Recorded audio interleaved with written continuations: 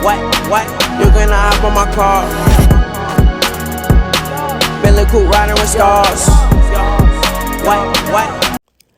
Peace and blessings. Welcome to VIP or Victory in Process. I'm your host, Sydney Brody. This is a place to learn the struggles of survivors of gun violence as they share with you the loss of loved ones. I was invited to go to National Night Out at McDougal Terrace by our Chief of Police, Chief TVPA, that is Durham Tech's Chief of Police. And that's when I first saw the quilt. I helped carry it in. And when we laid it on the ground and we had a moment of silence, I realized that this is not a reality that I live in. It did something to me. You hear of deaths and you think that's terrible, but it wasn't until that I saw that quilt that it brought it home that I realized, wow, these are real people. And I had such a hard time reconciling the beauty of the quilts with the sadness that it represents, the despair that it represents, and also with all the little kids playing around McDougal Terrace. It was just a beautiful thing, and I thought it has to be shown. We need to start dialogue throughout the community. Hi, I'm Sydney Brody. It is my contention that black-on-black homicides in Durham and across the nation has never garnered the momentum and attention it deserves. Perhaps such attention would open the wounds of America's greatest shame in ways never before seen. And let's be very clear. This destructive culture that our youth have embraced is a den of rattlesnakes on steroids, multiplied 100-fold and self-perpetuating. As a broken race, developmentally in this now multi-generational struggle, we remain suspicious and generally untrusting of one another.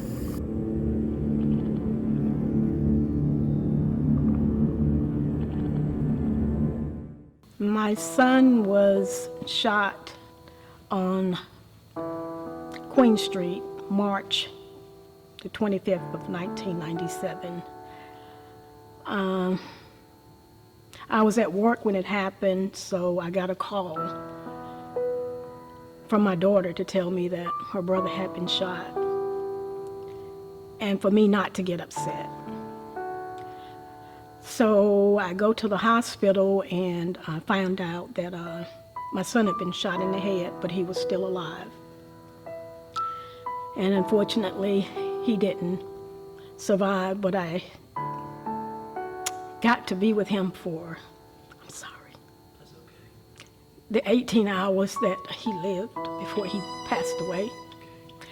The quilt had about 12 to 15 names that I knew, and a lot of them were like friends of my son. My son was murdered on February the 19th, 1994. He was on his way home from his work out at the Sheraton hotel. He worked there, and he was coming home and had gone to off of Club Boulevard. He was taking somebody home. So I was told, I have no idea, but he was carrying somebody home, and when he came out, there was a group of boys that stopped him, and I understand at the trial that they said, "What are you doing here?" And he said, "Nothing." And they said, "Nothing?" Well, then one said, kill him. Whether that's so or not, I don't know. So I encountered the quilt as part of my work with Religious Coalition for Nonviolent Durham. I took over as director of that organization beginning of 2017, and ran into the quilt at one of our vigils. One of our primary practices is to gather with families at the site of violent deaths in Durham, and gather people of faith and goodwill around with them to sort of, on behalf of the community, to mark the significance of what's been lost. The thing that the quilt did best for me is that it captured the immeasurable. We try and always say when we're talking about an individual death that any one of those losses is immeasurable. What could have been, what was left behind, those things we can't capture. And so I think all the more so when you talk about homicides in a year, right? How many folks we lost in Durham in a year, that just gets to feel all the more immeasurable. So for me, standing next to the quilt and seeing this history laid out, these individuals wrapped together representing the totality of what we've lost as a city, you feel like this captures it. You feel a sense of, yeah, like this somehow manages to say what I can never find the words to say. Recently, I was visiting a friend, and you go into the entrance, and you have to go through security. And as soon as I went, put my purse through, and everybody knew I wasn't carrying, and got through. I didn't even have to look up. My vision was taken by this wall. I met Sydney in maybe 1995, and that would be about right. I know we had little kids. I knew I was a lot younger. So it's been decades. I didn't know about the quilt's history of. It seems that the quilt and the coalition have overlapped many times. But so my first time was first time meeting Sydney and his brother, and it was first time seeing the quilt, and it was not surprising to me at all, as someone who's been a musician, who's studied music, that a musician came up with this.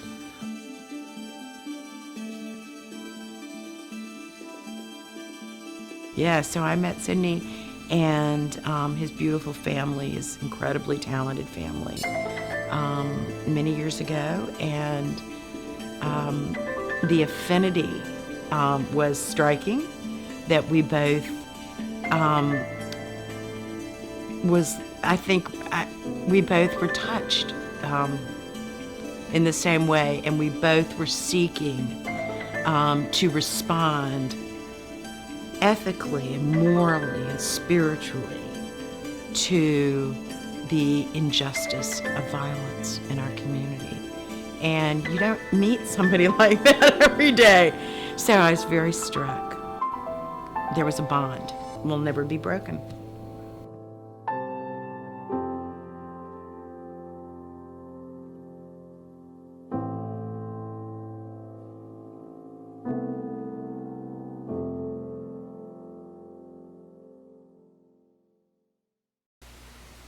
I looked, I saw my son's name on the quilt.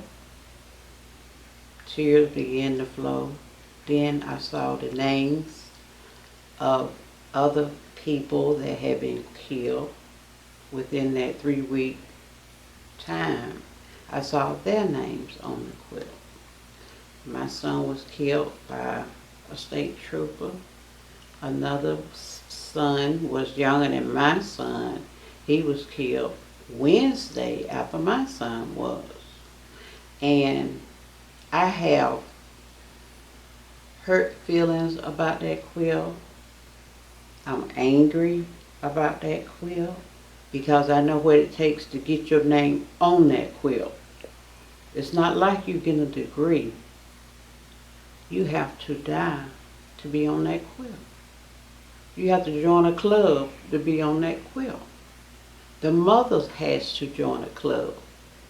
The families, all the families, have to join a club. And it's devastating for all of us. Okay. All right, tell me how you learned of your son's shooting.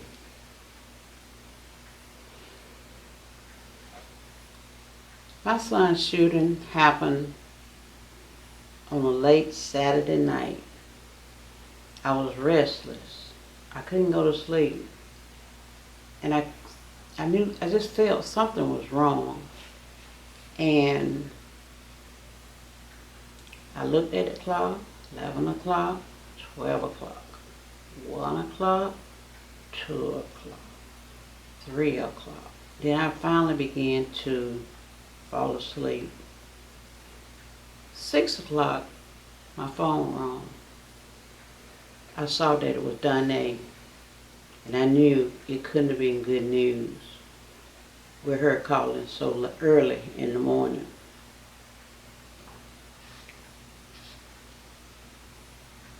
I answered the phone, and she said, "Ma, he gone."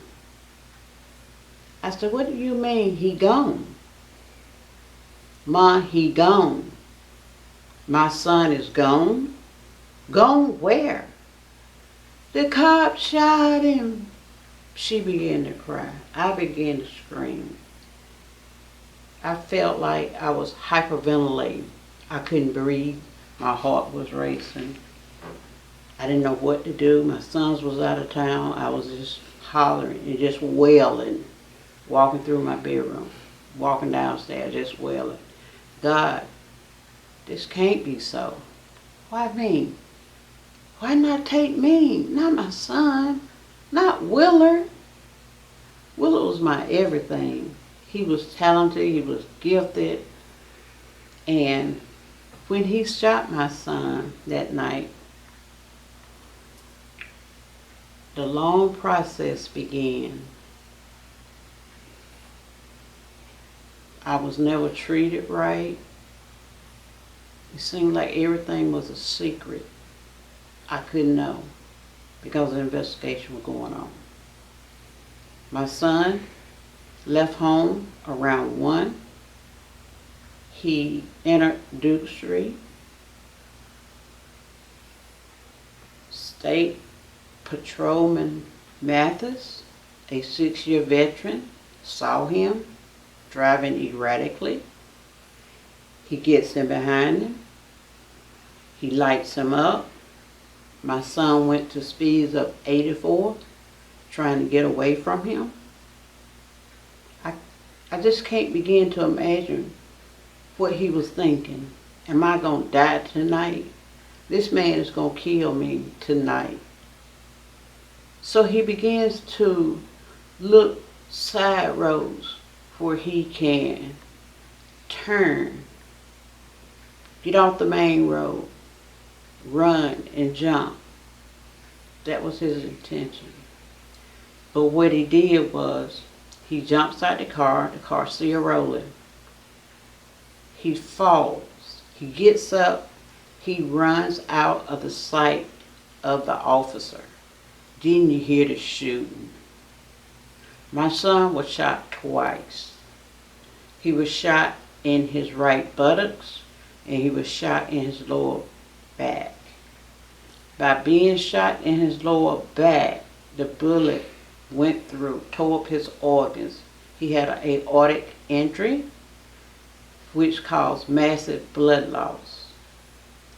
They takes my son to the hospital.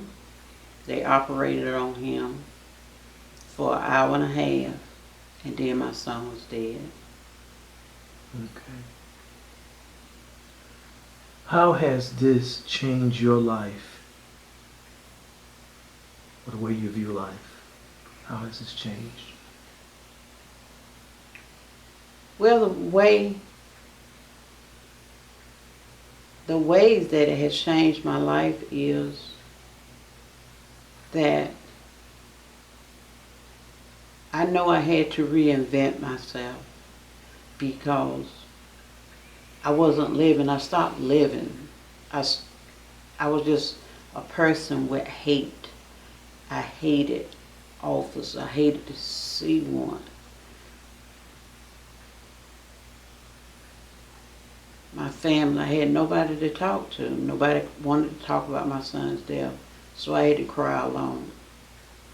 My sons tell me, "Mom, that's our brother. We're trying to get over it too."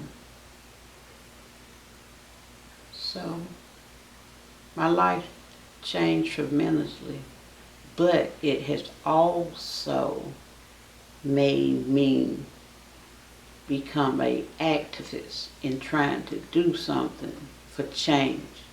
Where there are plenty mothers out here who has lost sons and they stay at the house. They don't do anything. But we've been worried about something that can't be changed. So I'm not a victim, I'm a survivor. And I have been given a strength that keeps on giving. How has this affected your view of law enforcement, of the police? My view of law enforcement, it wouldn't even be legal for me to put it into words. But I feel law enforcement that they are opportunist bullies.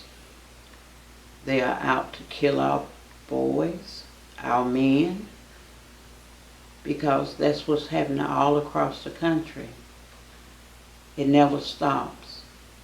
Somebody's dying every day somewhere. And we must do something to change this somehow. We must come up with a plan and organize, because I know that I talk about the quilt all the time. You seen the quilt? You seen the quilt? What quilt? You got to see this quilt. Then I feel like a lot of people will come involved if they saw the quilt, because that's what motivates you to want change, because we need change, and I want to be a part of the change. I don't mind coming in doing anything that I need to do to get these people to understand, shake these people, because they seem like they're living in la-la land. They're just going over the top of the head, you know, and somebody's son is dying. Instead of us getting together as a group when someone's son dies, we don't do that. And that's what surprises me, because I was alone for my son. I would think the mother whose son died before mine, after mine, also, if it wasn't anything but mothers within a 6-month period, I wanted to talk to them, because I was hurting so bad. They experienced it before I experienced it. So I wanted to know how to cope with this. What do you do to cope? Because I needed some new coping strategies, because this son, Willard, he was talented. He was a poet. He was a critical thinker, a writer. And his life was just snuffed out because he ran from the police that night. What would be your advice to young people when they're encountered by law enforcement? What would you be your advice? What would be your advice to them as a mother who's lost a child in a police incident? My advice to young black men when they are stopped by a state trooper or any law enforcement, and that is to don't make any sudden moves. Listen to what you're being asked, because sometimes we are already programmed as to how this is going to happen. I'm going to do this, I'm going to say that. And you can't play with these cops. They got a job. They got 1 second to make a decision. And if you reach without them knowing what you're reaching for, whether it's going down, up, over, you're putting your life in jeopardy. So I think that what we could do when it comes to the young people and dealing with law enforcement is to somehow get some classes or event. The night that the state trooper stopped your son, and he jumped out of the car and started to run, what did they tell you? Why did the state trooper open fire? Obviously, he was running away, so he couldn't present any danger to the officer. So why did the state trooper open fire? Or what they told you anyway? The state trooper didn't tell me anything. Well, I know there were reports or whatever. But the reports, they said that because what happened, it was two policemen in that car. It was a trainee and it was a 6-year veteran. The trainee was doing the driving. They have the video where he says, light it up, turn the sirens on, and they was in pursuit of him. So when he tried to get out of the car, he ran out of eyesight of the camera. We heard the cop say, after he had shot, he said, he got a gun. That's what he said. He got a gun, and began to, even after he was down, he was still yelling at him, be still, turn over, you know. Wow. So he say he had a gun after he shot?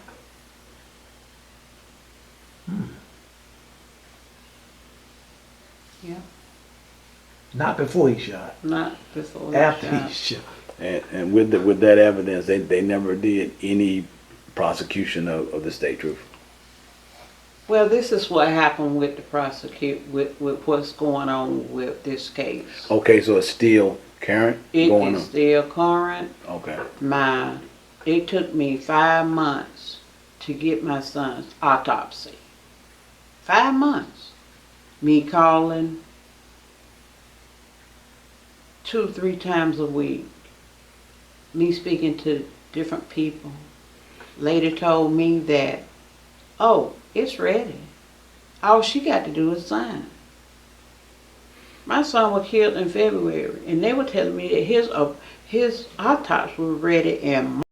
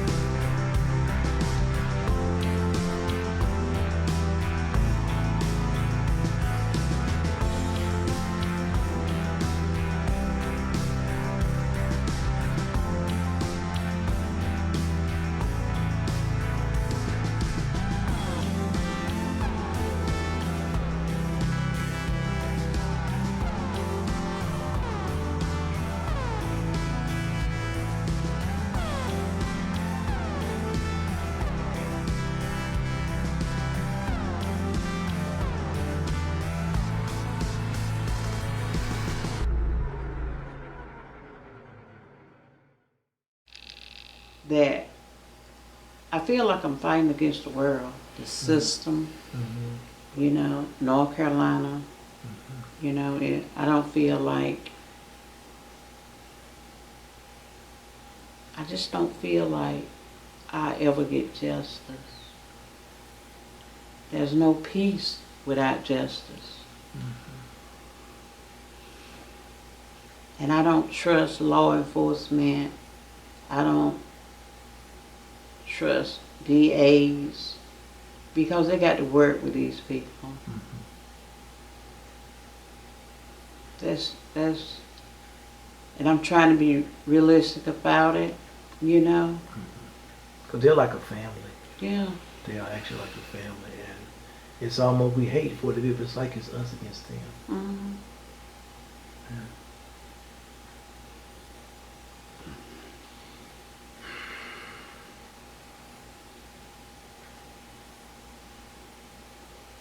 Well, I'm sorry you have to live with this and deal with this reality.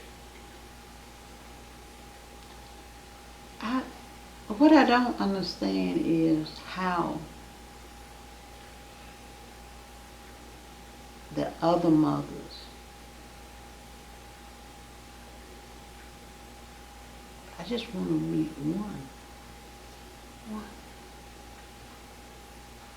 They ain't ready yet. I asked Diane, can you get one of the family who has lost a son, you know, to talk with me? They ain't ready yet. You feel all alone, right? Yes, and I have to go to, when I'm here in Durham, I go to the different organizations whenever they having different things, Stop Killing Us. I'm all over the place. And I don't mind jumping in my car coming up here because if Sidney Brody can do it, I feel like I can do it. I can do something. I don't know, but I do know that this is the call on my life, is to do this for my fellow man. Speak for those who can't or won't speak, or shy. Because I used to, you know, talk real soft and just, but not anymore. With them putting those 2 bullets in my son, and me knowing how that bullet cut his, they had it, how it was ricocheting in his body.